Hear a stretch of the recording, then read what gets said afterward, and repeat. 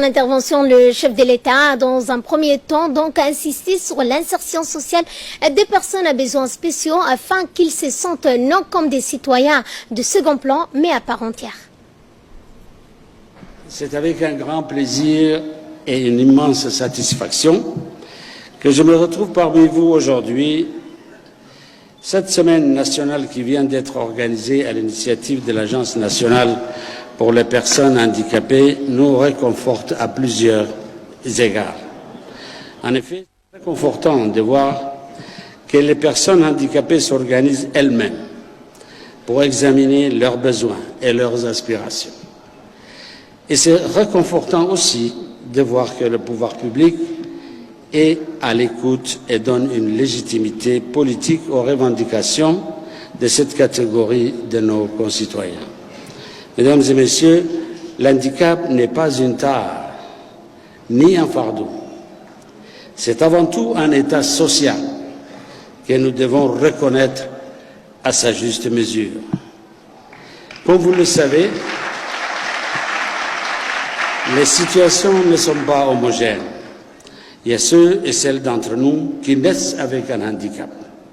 Il y a ceux et celles d'entre nous qui peuvent venir à l'handicap par une maladie ou un accident.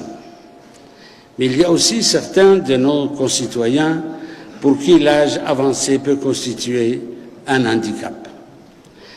Autant de situations qui méritent toutes les ripostes spécifiques et appropriées. Notre société, et je m'en félicite, a d'abord le courage de reconnaître l'handicap pour ce qu'il est et de ne pas le diluer dans des phraséologies politiquement correctes. C'est cette reconnaissance politique qui est fortement exprimée par la mise en place d'une agence nationale des personnes handicapées, il y a tout juste un an. La mission dévolue à cette institution est très ambitieuse. Mais en même temps, c'est une mission très noble et très juste. Il s'agit tout d'abord de ne pas enfermer les personnes handicapées dans des préjugés et des stéréotypes sortis tout droit de nos ignorances, de nos croyances et de nos superstitions. Il s'agit aussi de ne pas abaisser les personnes handicapées avec un regard compassionnel. Un regard, ou plutôt une perception, qui en ferait des éternels assistés dont on doit s'occuper pour des raisons caritatives. De ce point de vue, les campagnes de sensibilisation que mène l'agence sur l'ensemble du territoire peuvent faire évoluer les mentalités et montrer que les personnes vivant avec un handicap sont des citoyens entièrement à part comme les autres citoyens, avec les mêmes besoins, les mêmes préoccupations et les mêmes désirs d'épanouissement.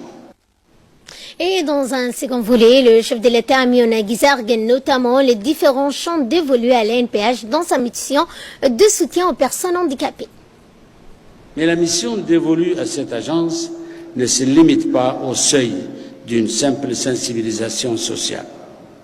En effet, l'ANPH doit aider le gouvernement à identifier et à exécuter les politiques spécifiques qui favorisent l'insertion sociale, professionnelle, économique et politique des personnes handicapées. Voilà l'idée forte qui a prévalu dans la conception de cette institution. Faire en sorte que les droits fondamentaux des personnes vivant avec un handicap soient garantis au même titre que les droits de tous les autres citoyens. Le droit à l'éducation, le droit au travail, le droit au logement, le droit à la santé, pour ne citer que cela. Comme vous le savez, tous ces droits, lorsqu'il s'agit de personnes vivant avec un handicap, peuvent rester purement théoriques si des dispositions ou même des structures spécifiques ne sont pas mises en place pour les concrétiser. Je me réjouis que l'agence, épaulée par le travail de terrain d'un réseau de 12 associations soit devenue en si peu de temps une interlocutrice privilégiée du gouvernement dans ce domaine. Il est faux de dire et de penser que les personnes vivant avec un handicap expriment des besoins spécifiques pour s'épanouir. Il faut juste constater que ces personnes ont besoin des dispositifs spécifiques pour satisfaire leurs besoins ordinaires, semblables à ceux de tout le monde. Le gouvernement est conscient de cette spécificité. Il doit en tenir compte. Il en tient déjà compte dans tous les compartiments de l'espace public, aussi bien dans les voies de circulation que dans les moyens d'accès, aussi bien dans la prise en charge que dans la formation. De nombreuses réalisations témoignent des avancées pour l'intégration des personnes vivant avec un handicap dans tous ces domaines. Mais ces avancées, qui résultent d'une prise de conscience généralisée, ne sont pas encore suffisantes à mes yeux. Nous devons encore redoubler d'efforts, surtout en ce qui concerne l'insertion professionnelle. Car, et nous devons le courage de le dénoncer ensemble, beaucoup de nos concitoyens fragilisés par un handicap sont aujourd'hui victimes d'une ségrégation professionnelle qui ne dit pas son nom. Une ségrégation intolérable, contraire à toutes nos valeurs.